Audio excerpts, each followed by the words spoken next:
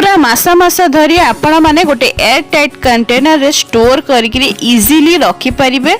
आ जेते बेले भी आपण माने पार्टी रे देला मात्रे कि संगे संग गोटे कुड़मुड़िया साउंड हम तो खाइबा को जेतिकी टेस्टी लगे बनैबा भी बहुत सहज। बस किसी छोट छोट टिप्स एंड ट्रिक थाए जेमती कि आपण मानकु मु आज वीडियो रे देखैबी आगुकू।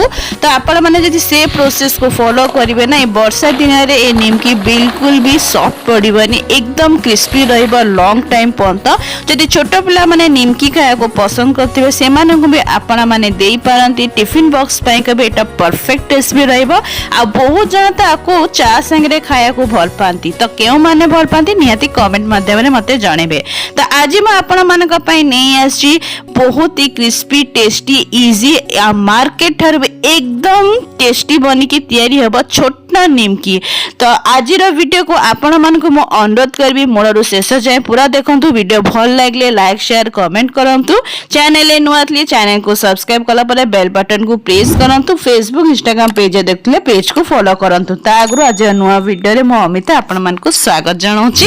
वीडियो आरंभ करबा आगरो आपण मानक छोटा अनुरोध आपण माने वीडियो केउ जगह देखुचंती प्लीज कमेंट माध्यम रे जणांतु जोथे म आपण समस्त को धन्यवाद जणाई परिबी। आ जदी रेसिपी भल लागला प्लीज लाइक शेयर करिया को भूलिबे नाही।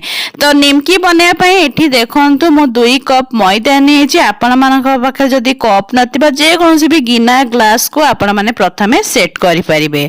तो मैदा रे मो एठी नै जाईछि गोटे छोट चामच लूण माने स्वाद अनुसार जेति के आपण माने मैदा पा नैथिबे निमकी तैयारी करबे आपण माने निज स्वाद अनुसार दे देबे। ता संगे मो 1 टीस्पून छोटा वाला काला जीरा दे देछि।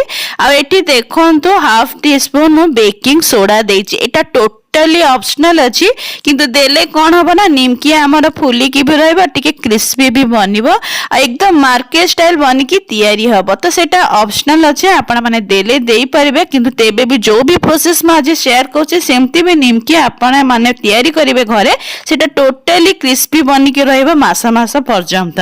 सब सुखिला इंग्रेडिएंट्स को प्रथमे बढ़िया से हमें मिक्स कर देबा चामच बा हाथ सहायता रे।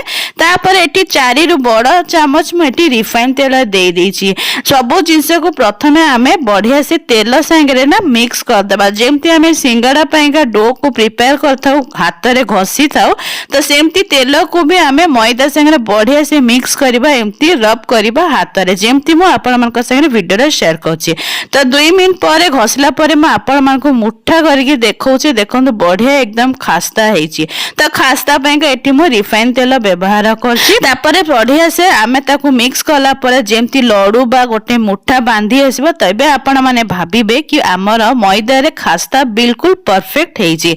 एबे आवश्यकता अनुसार हमें अल्प अल्प पानी देकरी गोटे टाइट डो माने अधिक टाइट नुहे टिके टाइट दळिबे। नॉर्मल रोटी परोटा आटा पे आपण माने जेमती दळी थाउ ताठू टिके टाइट करिके आटा को दळी नेबे। अधिक सॉफ्ट बिल्कुल भी करिबेनी नहले निमकी सॉफ्ट पड़ी जिवो।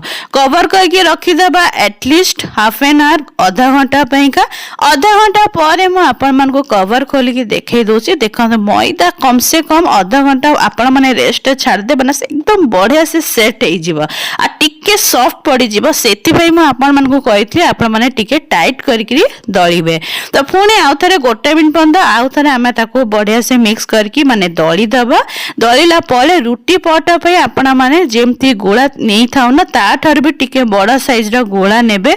जेते बड़ आपण मन को बेलेना पेड़ी थिबो से हिसाब रे आपण माने नेई जिबे। आ देखंतु म एतिकी बड़ साइज रो गोळा नेइछि। एबे हमें ताको बेलीबा। तो बेलीला बेले आपण माने तार थिकनेस को अधिक मोटा बा अधिक पतला बेलीबेनी जेमती आपण माने पराटा तैयारी करथाउ ना आपण माने सेमती निमकी रो थिकनेस टा को रखिबे। तो म आपण मन को देखे दोछि आर थिकनेस टा एतिकी। आ एमती भी हम एतरे रिफाइन तेल देइछु खास्ता देइछु से आराम रे बेली हे जबा। जदी टिके बहुत असुविधा होतबा ना निमकी पई रुटी तैयारी करिबा तेबे आपण माने अल्प अल्प मैदा डस्ट करके टिके मिक्स करके भी आपण माने बेली पारिबे। तो एठी देखंतु मो पाखे निमकी कटर थिला मु सेथरे निमकी काटी नोची डायमंड शेप रे। तो आपण मानक पाखे छुरी थिबो पिज्जा कटर जहा भी थिबो आपण माने डायमंड शेप रे दियंतु कि स्क्वायर शेप रे दियंतु सेटा आपण मानकर चॉइस ऊपर डिपेंड रहला। ऑथेंटिक कहिया गले ना निमकी डायमंड शेप रे ही लुक्स वाइज बहुत ही सुंदर लगे खाइबा को भी सेतिकी सुंदर आ डिजाइन जदि थिबो निमकी कट्टारे ना सेटा तो कहिए को गले आहुरी सुंदर लागिबो। तो निमकी रुटी बेलिया भितर मु गैस ऊपर पैन टा बसी देथली रिफाइन तेल गरम होवा पई। एबे आपण मान को तेलर टेम्परेचर देखुची गैस फ्लेम को आपण माने लो टू मीडियम करके निमकी को छाणी नेबे। आ तेलर टेम्परेचर एतिकी गरम करबे कि गोटे निमकी प्रथमे आपण माने छाणी की देखिबे जदि से ऊपर को धीरे धीरे बबल्स क्रिएट करिकरी भासीबा स्टार्ट होची तेबे आपण माने भाबिबे तेलर टेम्परेचर परफेक्ट अछि निमकी छाणिया पे। कम माने कहे गले ठंडा तेल रे बिल्कुल भी छाड़बनी मैदा जिनस से तेल पूरा सोक करी जिबा आ अधिक हाई फ्लेम रे छाड़बे ना निमकी से ऊपर तो कलर आसी जिवो किंतु भितरु बिल्कुल कंचा रही जिवो। तो मु बार बार कहूची मीडियम टू लो भितर आपण माने निमकी को छाणिबे आ टिके धळा धळा थिबो ना सेति बेले आपण माने निमकी को छाणी की बाहर को काढी देबे गोटे प्लेट रे काहे कि ना ऑलरेडी से हीट थाए तार हीट रे से जेमती जेमती ठंडा हबो ना से ऑटोमेटिक से गोल्डन कलर आसीबा स्टार्ट हे जिवो। तो अधिक आपण माने गोल्डन माने डार्क कलर आसीबा जाए निमकी को बिल्कुल भी पैन रो बाहर करिवे नाही।